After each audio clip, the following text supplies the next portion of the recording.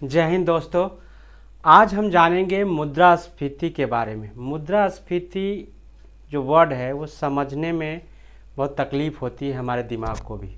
का economics word है तो इसमें मुद्रास्फीति जैसे ही हम सुनते हैं तो समझ में नहीं आता कि क्या कहना चाह रहा है।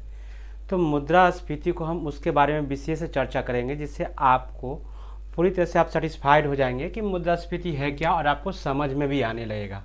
तो मुद्रास्फीति को हम इंग्लिश में क्या कहते हैं? इन्फ्लेशन कहते हैं। इन्फ्लेशन, मुद्रास्फीति यानी मुद्रा की कीमत गिर जाना, उसकी जो वैल्यू है वो गिर जाना। गिर जाने का सेंस जैसे कहते हैं कि जैसे $1 अमेरिकी डॉलर है तो $1 में 50 रुपये आपको मिल रहे हैं, ठीक है। अगर रुपया का जो वैल्यू है गिर जाता है तो $1 में आपको $1 में आपको 80 रुपये मिल रहे हैं तो इसका मतलब है 30 रुपया उसका वैल्यू गिर चुका है, यानी उसकी कीमत गिर चुकी है। यह उसको ही इन्फ्लेशन बोलते हैं। और जब मुद्रास्फीति आती है तो इसका मतलब होता है महंगाई। क्या होता है? इसका मतलब होता है कि महंगाई आ गई है। जैसे आप समझिए, जैसे आप जैसे कि आपने ₹1, एक बिस्किट का पैकेट है, एक बिस्किट का पैकेट है, उसको आप पहले ₹5 में खरीद रहे थे, ₹5 में खरीद रहे थे। उसके बाद क्या हुआ है कि जो मुद्रा है, जो हमारी रुपया है, उसकी वैल्यू गई गिर। और गिरने के बाद क्या हुआ कि एक बिस्किट पैकेट का दाम ही कितना हो गया? ₹10 हो गया। यानी पहले आप ₹5 में एक खरीद रहे थे मगर आप ₹10 में एक खरीद रहे। इसका मतलब किसका वैल्यू घटा? रुपये का वैल्यू घट गया, सामान का वैल्यू वही रहा। तो कितने में मिल रहा है? ₹10 में मिल रहा है। इसको इस तरह से समझे। एक एग्जाम्पल और आपको देते हैं।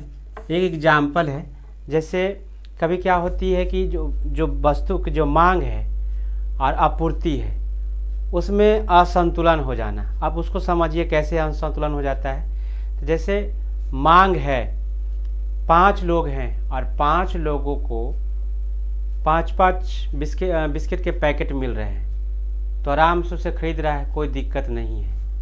अब जैसे ही क्या होता है कि मार्केट में बिस्किट के पैकेट 2 ही हैं और ख़रीदने वाले 5 हो गए। जब खरीदने वाले 5 हो गए तो क्या होगा? उसका वैल्यू तो बढ़ जाएगा, क्योंकि हर एक को चाहिए। जो ज़्यादा पैसा देगा उसको वो सामान मिलेगा। तो वहाँ पे क्या हो गई? महंगाई हो गई।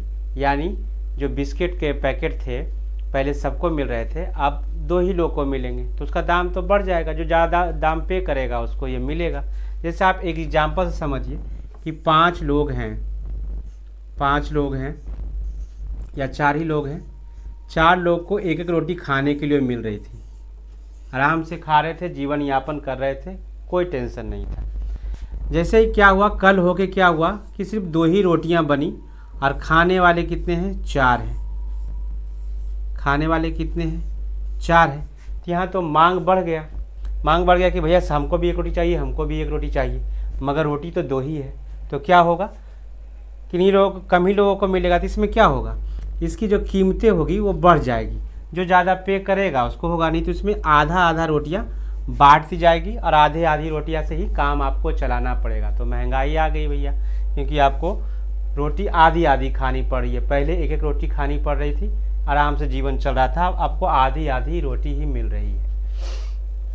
और एक और एग्जाम्पल आपको देते हैं, इसे आप समझ जाइएगा। एक एग्जाम्पल और देते हैं। एक एग्जाम्पल ये होता है कि जैसे कोई वस्तु है, वस्तु की कम आ रहा है। जैसे अभी टमाटर है, टमाटर 200 रुपये किलो क्यों है? टमाटर जो 200 रुपये किलो क्यों है? क्योंकि यह मार्केट में कम उपलब्ध है और वो कम उपलब्ध होने के कारण इसकी दाम बढ़ गई। अब उपलब्ध कम क्यों हुआ? उपलब्ध होने के बहुत सारे रीज़न हो सकते हैं, कम होने के बहुत सारे रीज़न हो सकते हैं। या फसल बर्बाद हो गया हो, या ऐसा मौसम है जो फसल वहाँ पे नहीं पहुँच रहा है और मांग ज़्यादा बढ़ गई तो वह महंगा हो जाता है। और एक कारण ये होता है, जैसे उत्पादक ही समझ लीजिए, जैसे बिस्किट का पैकेट, बिस्किट बनाना है तो बिस्किट में अगर कच्चा माल महंगा मिल रहा है, महंगा मिल रहा है, महंगा कैसे मिल रहा है भैया? क्योंकि पेट्रोल का कीमत महंगा हो गया है। तो कि पेट्रोल का कीमत महंगा हो गया है तो भाड़ा भी तो इसको लाने में महंगा होगा, तो कच्चे माल का कीमत बढ़ जाएगा फैक्ट्री तक लाने के। और मज़दूर है तो मज़दूर भी बोलेगा भैया 100 रुपये में काम नहीं चल रहा है, हम काम नहीं करेंगे, तो उसकी भी क्या श्रम है जो बढ़ाना पड़ेगा। तो बढ़ाना पड़ेगा तो कच्चा माल भी बढ़ गया, श्रम भी बढ़ गया, बिजली बिल अगर बढ़ा है तो बिजली बिल बढ़ गया। तो अगर उसको उत्पादन करने में क्या होगा, उत्पादन करने में भी कॉस्ट ज़्यादा लगेगी। तो कॉस्ट ज़्यादा लगेगी तो मार्केट में भी उसका कॉस्ट क्या आएगा, ज़्यादा आएगा। और ज़्यादा आएगा तो क्या होगा, लोग कम खरीदने लगेंगे।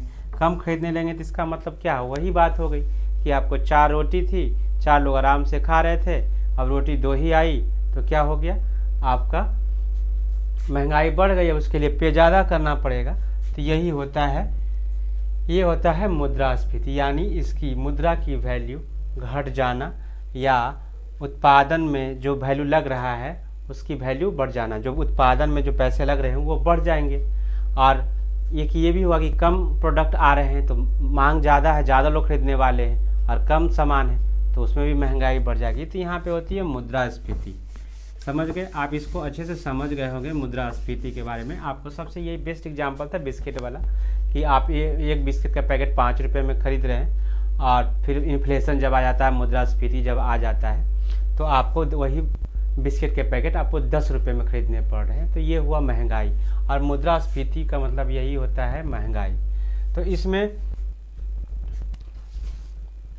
अब इसमें मुद्रास्फीति जब होता है तो मुद्रास्फीति में क्या होता है, लाभ किसको किसको होता है। जो लाभ होता है, पहले तो किसान को इसमें लाभ होगा।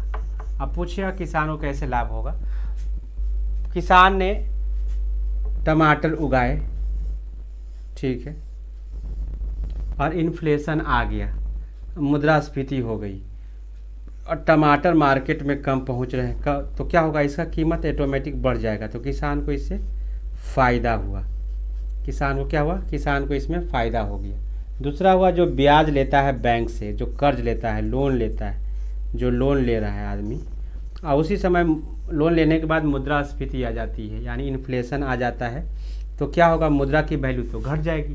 तो फ़ायदा किसको होगा, फ़ायदा होगा जिसने लोन लिया है, और जिसने लोन दिया उसको क्या हो जाएगा, नुकसान हो जाएगा। तो यहाँ पे बैंकों को क्या हो जाता है, यहाँ पे जो लोन लेने वाले हैं, लोन लेने वाले हैं, उनको क्या हो जाएगा, उनको हो जाएगा फ़ायदा, और बैंक को क्या हो जाएगा, बैंक को हो जाएगा नुकसान।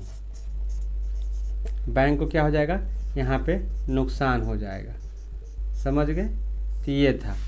अब बैंक को नुकसान हो गया, किसान को लाभ हो गया, और लोन लेने वाले को भी, किसान को भी फ़ायदा हो गया, लोन लेने वाले को भी फ़ायदा हो गया, और वहाँ पे बैंक को क्या हो गया, नुकसान हो गया, क्योंकि उतना रेट पे उसने दिया और मुद्रा की वैल्यू ही घट गई, तो इसको नुकसान हो जाएगा। अब इसी तरह के मुद्रास्फीति को 4 तरह से बांटा गया है। कितनी तरह से, 4 तरह से बांटा गया है। पहला हो जाता है अति मुद्रास्फीति,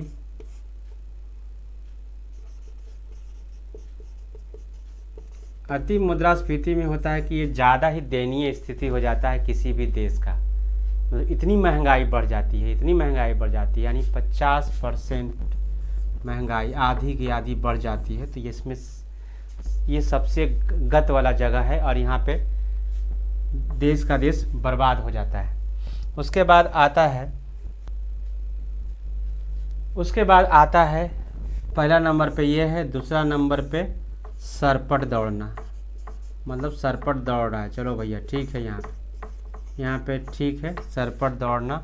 और तीसरा आ जाता है आपको चलना, यहाँ पे क्या है, चल रही है हमारी इकोनॉमी। और चौथा होता है रेंगना।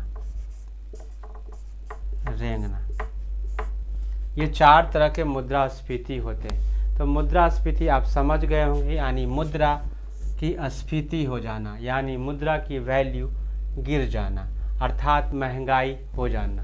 आपने इसको समझा 3-4 एग्जाम्पल से, बिस्किट वाले एग्जाम्पल समझा, टमाटर वाले एग्जाम्पल समझा कि टमाटर अगर कम उत्पादन हो रहा है तो मार्केट में उसकी डिमांड बढ़ जाएगी, ज़्यादा लोग खरीदने वाले होंगे, तो ज़्यादा लोग जब खरीदने वाले होंगे और सामान कम है तो कीमत ऑटोमेटिक बढ़ जाएगी।